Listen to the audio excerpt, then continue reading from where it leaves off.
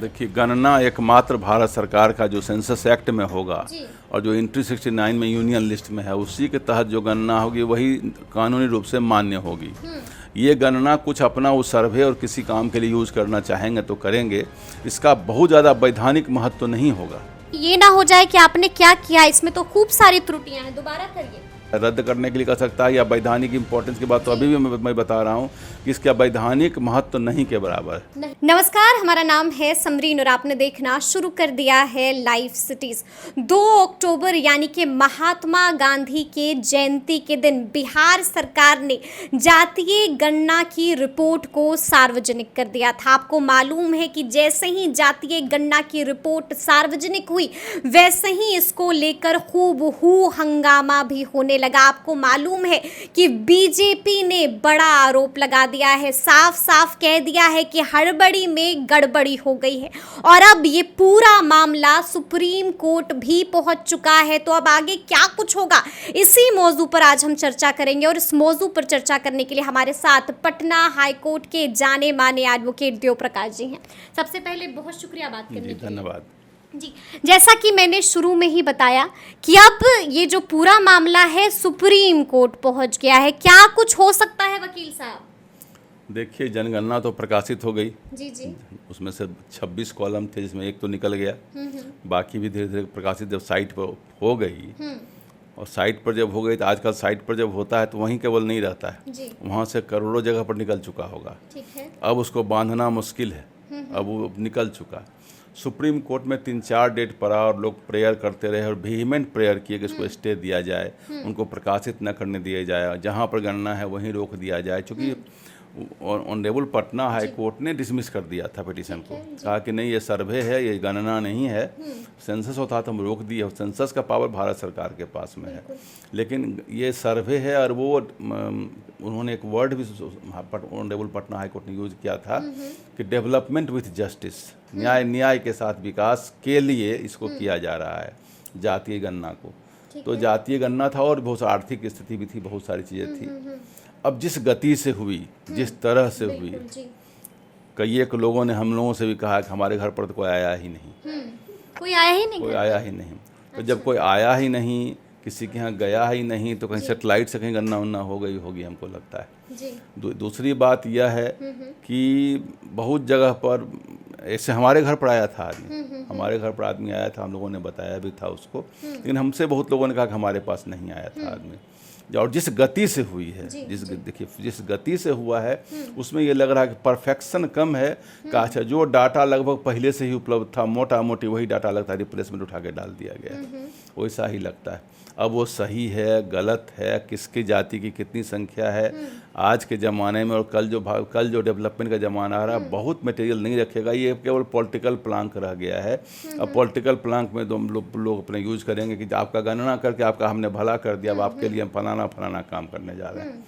तो ये बातें बहुत महत्वपूर्ण नहीं रखती है। सुप्रीम कोर्ट ने इसको इम्पोर्टेंस नहीं दिया। सुप्रीम कोर्ट ने कहा कि राज्य सरकार ने जाति गणना किया, वो सर्वे है, और राज्य सरकार का उसमें चूंकि ऑनरेबल हाई कोर्ट ने कहा डेवलपमेंट विद जस्टिस की बात है, तो अगर सुप्रीम कोर्ट इंटरेस्ट ली होती तो स्टे दे दी होती। लेकिन 6 अक्टूबर को अगली सुनवाई होने वाली है वकील वो हो गया। अब सुनवाई होकर क्या इसको रोक देगी? अब तो निकल चुका, जो होना था तो हो गया।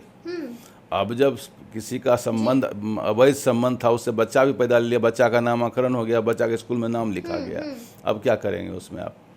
सबसे बड़ी बात है ये चिड़िया आसमान में उड़ गई।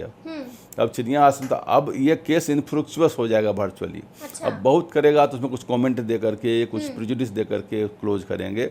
Virtually this case in supreme court has lost it all importance. मतलब आप ये कह रहे हैं कि फुल स्टॉप लग चुका है, अब आगे कोई गुंजाइश केवल नहीं है। प्रक्रिया विशेष बची हुई है, इसमें कुछ अब होना नहीं है। वकील साहब, जहां तक हम लोगों को लग रहा है कि पेंच तो बहुत फंसा हुआ है, कहीं ऐसा ना हो जाए कि सुप्रीम कोर्ट साफ साफ कह दे कि ये जो रिपोर्ट पूरी सार्वजनिक हुई है उसमें बहुत सारी त्रुटियां हैं और इसको हम रद्द करते हैं।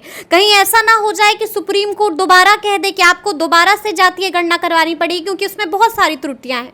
तो कहीं इस तरह की चीज तो नहीं हो सकती कि बिहार सरकार को झटका लग जाए और दोबारा से गणना करवानी पड़े? देखिए, गणना एकमात्र भारत सरकार का जो सेंसस एक्ट में होगा और जो एंट्री 69 में यूनियन लिस्ट में है उसी के तहत जो गणना होगी वही कानूनी रूप से मान्य होगी। ये गणना कुछ अपना उस सर्वे और किसी काम के लिए यूज़ करना चाहेंगे तो करेंगे, इसका बहुत ज़्यादा वैधानिक महत्व तो नहीं होगा।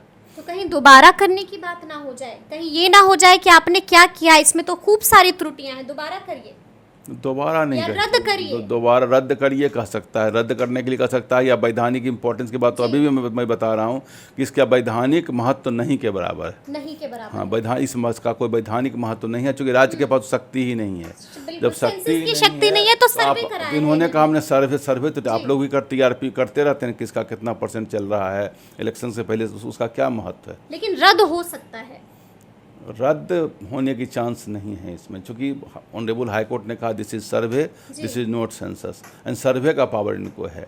तो सर्वे कोई लीगल डॉक्यूमेंट नहीं है ना। भारत सरकार जब इस चीज़ को बनाएगी, कोई योजना बनाएगी, तो इसमें इस बात का कोई महत्व नहीं रहेगा।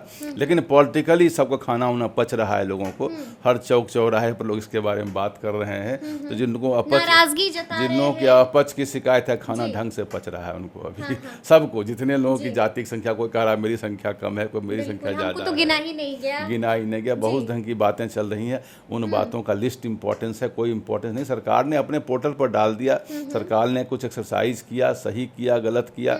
अब क्या उसके बारे में कोई इंटरनल बात हम लोग करें, किस ढंग से गिनती हुई और कैसे हुई, लेकिन जो भी जिस गति से हुई, जितना फास्ट हुआ, उसमें ये गिनती जो कहा जाएगा कि एकदम बोनाफाइड तरीके से हुई है, हम उसमें कहीं न कहीं क्वेश्चन मार्क तो लग ही रहा है। इतना कम समय में गिनती इतना अधिक नहीं हो सकती है। और अभी तो बाकी और सब भी डाटा है, लेकिन कुछ आ जाए और सही माने मुझसे बिहार के विकास में कुछ योगदान हो जाए, तो I shall be the first man who will be the happiest man. Okay, अच्छा सर, ये भी हम जानना चाहेंगे, ये आखिरी सवाल होगा मेरा, कि जिस तरह से 6 तारीख को इस मामले पर सुनवाई होने वाली है, आपको क्या लगता है तजुर्बे के आधार पर, क्या नीतीश कुमार को, क्या तेजस्वी यादव को कोई झटका तो नहीं दिया जा सकता है, कोई झटका तो नहीं? नहीं, कोई झटका नहीं लगेगा। ये मात्र एक्सरसाइज मात्र बच गया है, और नीतीश कुमार, तेजस्वी की सरकार या बिहार सरकार को जो माइलेज मिलना था वो मिल चुका है माइलेज इसके। नहीं, कहीं ऐसा हो जाए, क्योंकि लगातार कहा जा रहा है कि नीतीश कुमार ने मास्टर स्ट्रोक खेल दिया है, लगातार कहा जा रहा है कि इतिहास रच दिया है, बिहार पहला राज्य बन गया है, तो कहीं ऐसा ना हो कि सुप्रीम कोर्ट कह दे कि इतनी त्रुटियां, इसको रद्द कीजिए, तो अब तो बड़ा झटका लगेगा, हर तरफ फजीहत हो जाएगी। देखिए, इतिहास में तो यह सही बात है कि जातीय जनगणना और भी कुछ राज्यों द्वारा की गई थी, और भारत सरकार के द्वारा भी की गई थी, लेकिन आज तक पब्लिश नहीं हुआ था। तो ऐतिहासिक तो है, जो बात सही है वो बात तो है, ऐतिहासिक है। अब त्रुटि निकालेंगे, त्रुटि बोनाफाइड होगी और स्टैंड करेगा कोर्ट में, तब न रद्द करने की बात होगी। अभी इस ढंग की संभावना दूर दूर तक हमको नजर नहीं आती।